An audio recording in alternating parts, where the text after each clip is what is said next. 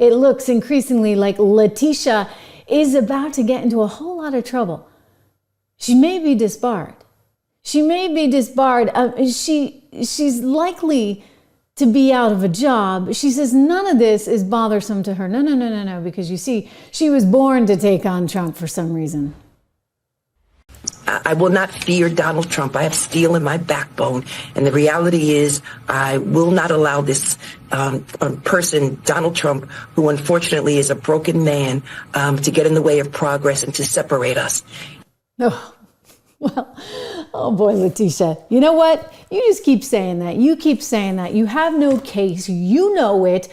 The Court of Appeals knows it, and yet you have this opportunity. Donald Trump actually did something kind of gracious. He offered you the opportunity. He requested that you actually rescind your lawsuit in the spirit of unity. You refused to do that. So guess what? Now you're going to get handed something and more. Just to back up for a moment, everyone, just so you understand, because it's hard to keep track. I know there's like a lot of cases. There's a lot of them.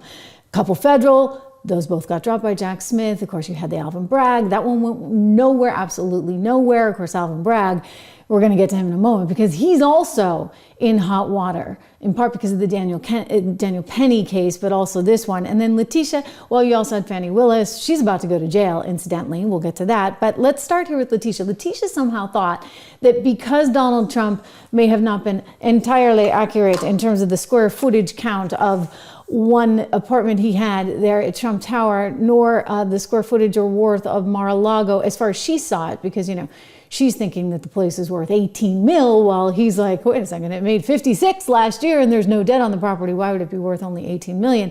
Anyway, she's trying to come in between his lender, which in this case was Deutsche Bank. Deutsche Bank made out like a bandit. They made like some $100 million. So they're not complaining. They said it was one of the best deals they ever did. But she's complaining because she's like, wait a second, you inflated the square footage and you said that Mar-a-Lago was worth X when I really think it was only worth 18, 19 million. And she's somehow insisting here that the numbers don't lie. I mean, she may lie, right? But she's saying numbers don't lie. I'm sorry, honey, baby, you're wrong. At the end of the day, the documentary evidence demonstrated that, in fact, he falsely inflated his assets to basically enrich himself and his family. He continued to persistently engage in fraud. The numbers don't lie. Yeah, numbers don't lie. Just you. You're the only one that lies around here, and you're lying because you're trying to help your case. So again, just to back up, this is the situation where she's out saying, you know, it's worth this, and Donald Trump's like, no, it's worth that. But again, there's no victim in the case. Like, so none of it matters. So when she went to court initially, and the Court of Appeals is about to just send this thing flying, okay, and her reputation with it, already there are calls for her to be disbarred, and that's going to be entertained as a result of this. And when you hear what some of the judges are saying, you can see that they're already saying, wait a second, what do we do when we get some super litigious, crazy person like Attorney General Letitia James? What do you do to curb her influence and this rabidness, right? When she's just trying to target someone so specifically. I say the short answer is you disbar her. And that's how you basically dissuade future DAs, AGs from being so highly politically motivated. Mike Nifong, remember in the Duke lacrosse rape story? I spent like 6 weeks on the ground covering that case. I never, ever believed that woman, not for 1 second. I don't know, I just had this like sixth sense that it was all wrong. Well, he got disbarred. He got disbarred because he got too aggressive in terms of how he was trying to go after those kids. And this is Letitia James' similar situation where she's too aggressive in how she's trying to go after one Donald Trump. It's going to come back to haunt her. But let's go back to the case for a second. This is why the appeals court is throwing it out. David Freeman, one of the judges there on the Court of Appeals, the Second Court of Appeals, is saying, well, wait a second, you know what? You're going through all these issues like square footage, and you're saying, well, he inflated the square footage. By the way, it's on Deutsche Bank's, you know, it's the onus is on Deutsche Bank to actually figure out whether the property and the collateral is worth what he says it's worth. I mean, think about when you refinance your house, right? And the bank comes in and they try and figure out how much your house is worth. That's what the bank does. Deutsche Bank is pretty sophisticated at doing that. But David Freeman, this one attorney, this one judge, is like, I'm sorry, the square footage on the place, The bankers testified that was literally the least important factor of everything that they were looking at in terms of how they were going to value this. So why are you hanging your whole case on it, lady? If you look at what the Deutsche Bank witnesses testified to, Haig said that the financial strength of the guarantor affects the pricing in terms of the loan, and it affects whether the private wealth management group would be allowed to do this deal at all. Doesn't Mr. Hay testify that there were 14 factors and this was the least important factor? Well, certainly there are multiple factors that go into the risk assessment, but both for materiality and for disgorgement, the issue is not whether there's only one factor. There's often a lot of factors that are being considered. For materiality, it's whether it's important to the overall total mix of information, and this was absolutely critical to the overall mix of information, not only because they were looking specifically at what the net worth was in order to decide the terms of the loan. No.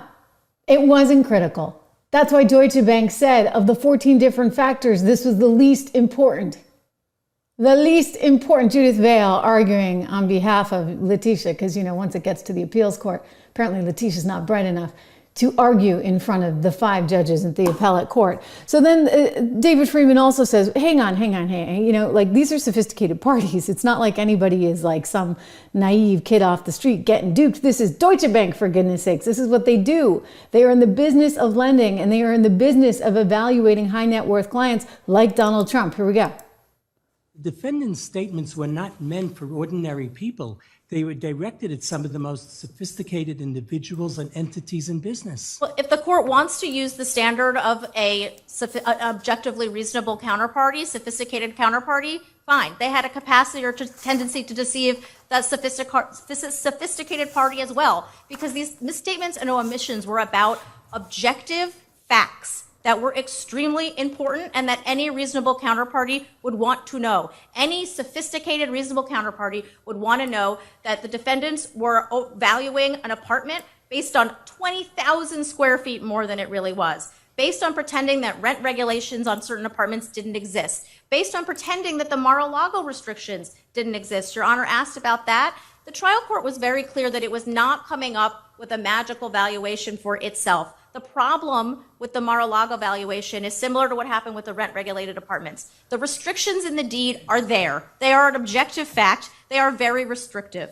And even defendant's own expert at summary judgment, this is at 16502 of the record, agreed that the restrictions would decrease the value of Mar-a-Lago, but defendants valued it as if those restrictions didn't exist at all.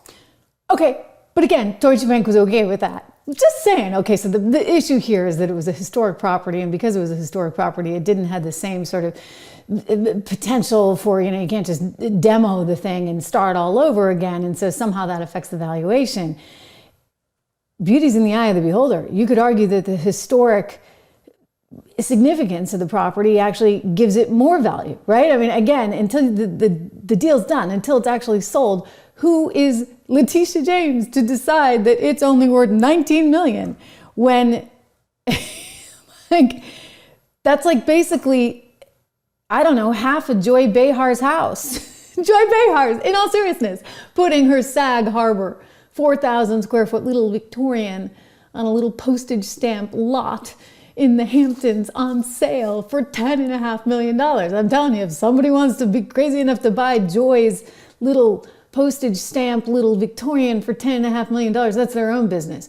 But is Letitia James going to come in and regulate that too? In other words, he's saying, I think the value of my home is X. Letitia's like, no, it's Y. But Deutsche Bank comes flying in and says, no, it's X. And we're going to lend him money based on our belief that it's worth X.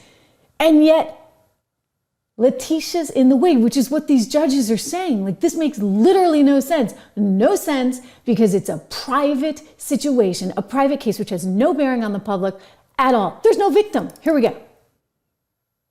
It was using... I'm sorry, but what's being described sounds an awful lot like a potential commercial dispute between private actors. Well, to go back to the first question about whether there's other examples of this, there are other examples of this. In the First American case, the Attorney General brought a 6312 case where the transaction at issue was between a very big bank, Wells Fargo, and a professional appraisal firm. But it wasn't the concern there that the public would ultimately be negatively impacted and affected by what those corporate actors were doing. And that concern is here as well, because when you have hidden risks getting injected into the market, that hurts the market and honest participants in the market. And the legislature also decided, contrary to what defendants think, that making sure that business in New York stays honest is the way to attract and keep business in New York. To that point, the Executive Law 6312, I just want to read a section of it. Well, not exactly, but was enacted to promote and protect. By the way, injected into the market. Same question. Sorry, this woman, she's the only one of the 5 judges, I should point out, that has any sympathy for the Letitia James side of this case. I'm just adding that. 312, I just want to read a section of it. Well, not exactly, but was enacted to promote and protect honesty and integrity. It's the same question I asked the other side. In commercial marketplaces in New York, by stopping fraudulent and illegal businesses. To accomplish this purpose, the statute authorizes the Attorney General to bring civil enforcement proceedings on behalf of the people whenever any person shall engage in repeated fraudulent or illegal acts or otherwise demonstrate persistent fraud or illegality in the carrying on, conducting, or transacting of business. I don't read harm or threat of harm in that, but the other side is saying that that is to be read into the statute. Are there any cases where the language harm or threat to harm limits the scope of the Attorney General? No, Your Honor, not as to liability, and not in cases like this where what the Attorney General is seeking is injunctive relief and disgorgement.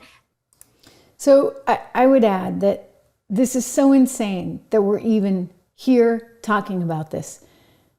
Letitia James and this judge, Erdogan, they want $485 million. That's the latest and greatest figure for the people of New York from Donald Trump. They're not backing down. So now the Court of Appeals has to throw the case out, which is what they're now prepared to do.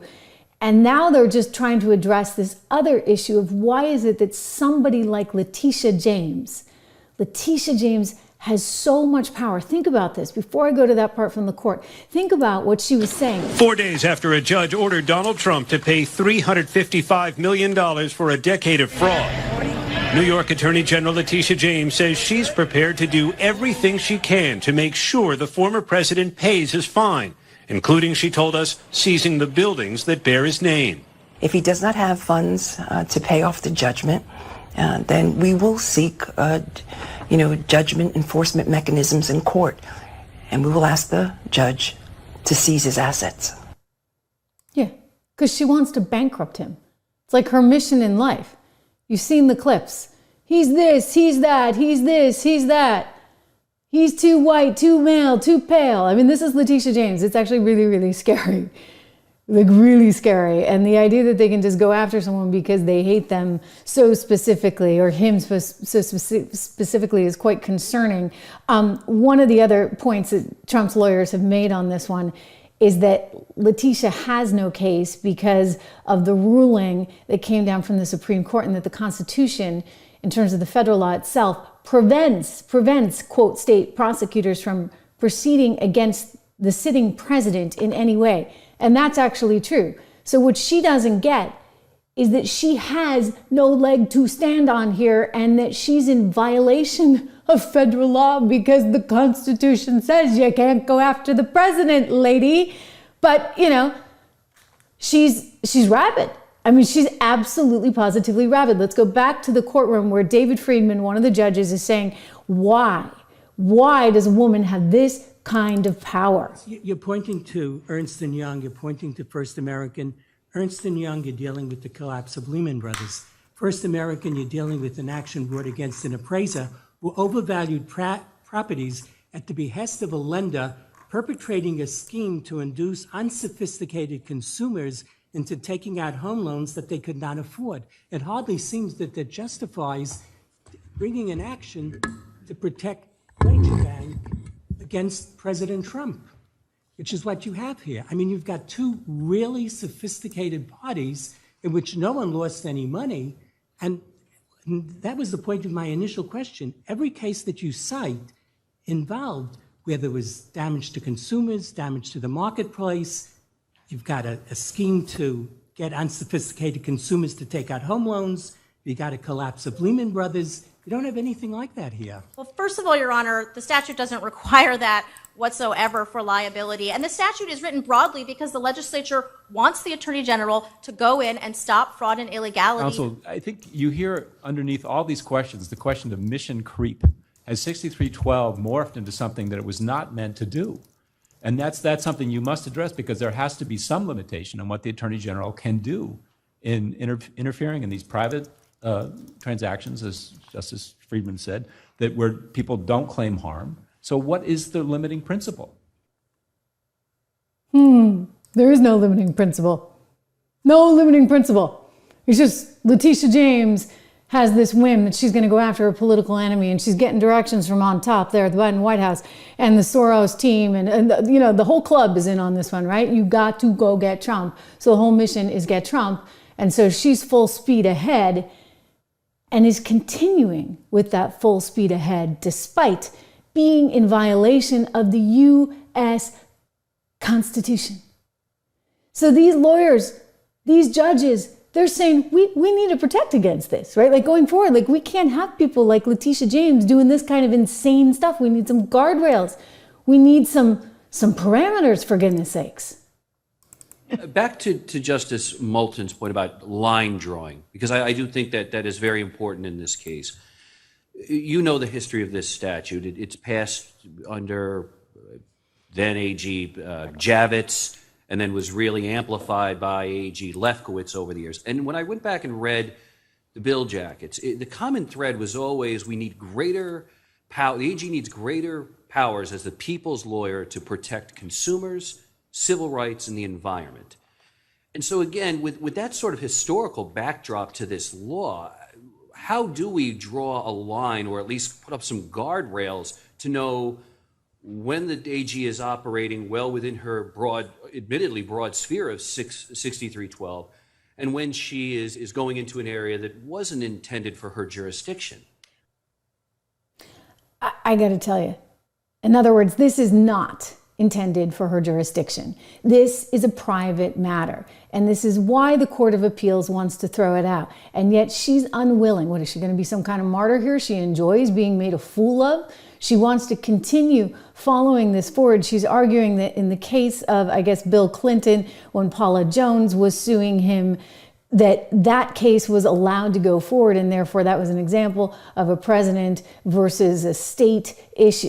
The Trump team is kind of just saying it's pathetic. Her statement is sad and weak. I would just get back to the actual case itself. I mean, aside from, the Constitution saying that you cannot go after a sitting president this way, I would still get back to she has no case. What are we doing talking about this to begin with? This is all because someone had a vendetta against one Donald Trump.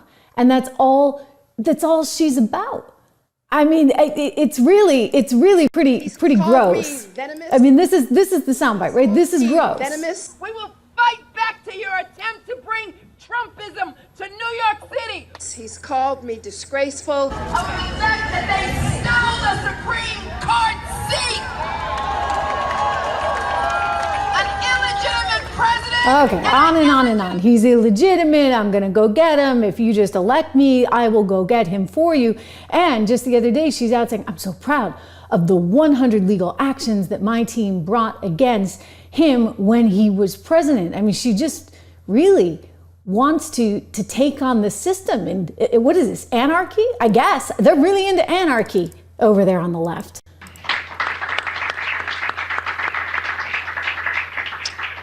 You see, between 2019 and 2021, the Office of the Attorney General took nearly 100 legal actions against the previous Trump administration. including when he attempted to cap the state and local tax, and when he sought to eliminate funds and grants for law enforcement officers here in the state of New York. We fought to preserve DACA and protect the Affordable Care Act. We fought to you prevent... keep fighting on that because you know what? Your own governor's not with you, honey. Kathy Hochul coming out saying she's all on board with ICE and that she's going to make sure everyone gets turned over to ICE. I mean, you look at the 700,000 migrants in New York City alone, just in New York City, 60,000 of whom, nearly 60,000, are known to be criminals. And Kathy Hochul, the governor, is like, okay, here you go. Because it really isn't politically expedient for her to kind of stand in the way of that, especially given the crime that we now have in New York City. Anyway, Donald Trump having put this out on Truth Social before he became president, or president-elect, I should say, this witch hunt by Letitia James is so bad for New York City and state. Companies are refusing to come in and invest so long as it is outstanding, and others are leaving because of it, and nothing can stop them. The negative impact on New York State and jobs is like no other case that has been prosecuted in many years. A total disaster. Letitia James knows this, but she doesn't care. To her, it's just a political campaign. So sad for our country, and he says that well. That's really what it's about. It's a political campaign. It's so that she can raise money, so that she can try and elevate her profile and get elected again. And she's got big aspirations. Okay, she wants to take over the mayorship in New York City. I don't think that's going to be happening. I think actually Eric Adams is increasingly looking more and more secure in his slot. So what is she going to do? Oh, is she going to run for president? Maybe that's in the playbook. So she's using this as an opportunity to amplify herself on a national scale for her own political well-being. What kind of legal system, think about it, do you have? If that's what a country comes down to, people just trying to push their way ahead and knock others out of the game, and in the process, because they can identify an enemy, somehow they rise up, they gain more power. That can't be. And again, you go back to the Constitution, which does not allow for this. The Supreme Court just ruled on it, for goodness sakes, which is why I love Mike Davis here, one of the attorneys for Donald Trump, and he was on. I've shown you guys this before, but it seems like a good punctuation mark to everything I'm saying here. Mike Davis on with Benny Johnson saying, you know what, honey, you keep doing that, we're going to put your fat ass in prison. Excuse me. Let me just say this to Big Tish James, the New York Attorney General. I dare you. I dare you to try to continue your lawfare against President Trump in his second term. Because listen here, sweetheart, we're not messing around this time, and we will put your fat ass in prison for conspiracy against rights. And I promise you that. So think long and hard before you want to violate President Trump's constitutional rights or any other American's constitutional rights. It's not going to happen again. No, but she's not afraid. I will not fear Donald Trump. I have steel in my backbone. And the reality is I will not allow this person, Donald Trump, who unfortunately is a broken man, to get in the way of progress and to separate us. Woo! Listen, she's done. It's over. The question now becomes, is she disbarred over this? I firmly believe she should be. I think this is a gross exaggeration of her power. She's amplified her power. She's manipulated the system to amplify her power. And by all means, we need to end her career over this. Letitia James cannot continue as an attorney to represent anyone. Already, Elise Stefanik has called for that. The representative of New York, as an attorney herself, is demanding that the Bar Association revoke Letitia James's law license. And when the Court of Appeals issues this edict to toss this whole thing, that's exactly what's going to happen. So mark my words, this is the next step. This is the next layer in this case. Yes, she will be humiliated. She will try and spin this as somehow, oh, I'm taking on the system. And she will try to use this to her political advantage, of course. But she's actually going to be in a lot of trouble from a professional standpoint. Imagine this. They want to charge him $500 million. I mean, these people are absolutely nuts for a private transaction where there is no victim. And Deutsche Bank is like, yeah, we'd do the deal again all day till Sunday. and then again, right? So what case do you have other than you hate the guy? That's not enough. Not in the United States of America, thank you very much.